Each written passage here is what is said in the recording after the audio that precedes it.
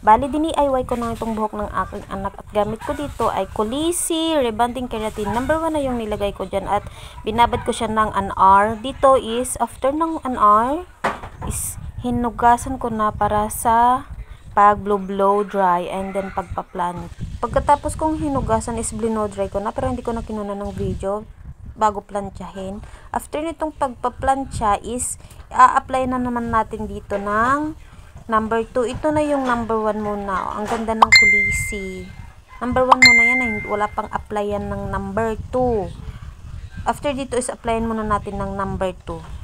Pina-cool down ko muna yung hair ni ate bago ko apply ng number 2. Dito is nire-ready ko na yung number 2 para pag-apply ng buhok ni ate.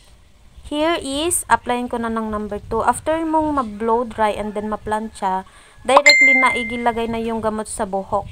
Ganyan yung napanood ko, char. Napanood ko lang din. Sinearch ko lang din kasi hindi naman ako parlorista. Hi! Bahalang outcome. Bali, lalagyan ko lahat ng kanyang hair kasi virgin naman ng kanyang hair. And then, ibababad ko siya ng 45 minutes lang kasi hindi ko alam kung paano magtingin-tingin ng ng buhok. Mahirap na, baka masira ko pa. Imbis na matuwa, iiyak yan. In-experiment ko pa naman yung hair niya. After kong nilagyan is, binabad ko na siya ng 45 minutes. And then, i-rinse ko na siya.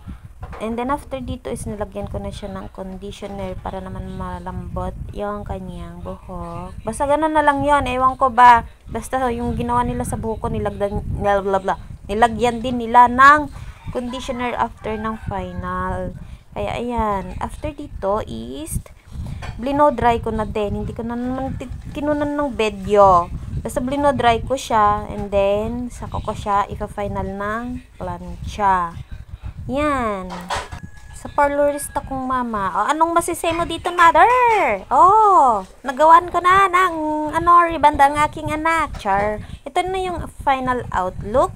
Ito na yung final na result ng keratin Kulisi hair rebond. Okay naman. Para sa akin, okay na yan kasi yung gamot is 400 plus. And then, libre naman na. Di, nakasave kami ni ate, Very shine ng kanyang hair, Saan ka pa? Shiny ka na, Thanks for watching.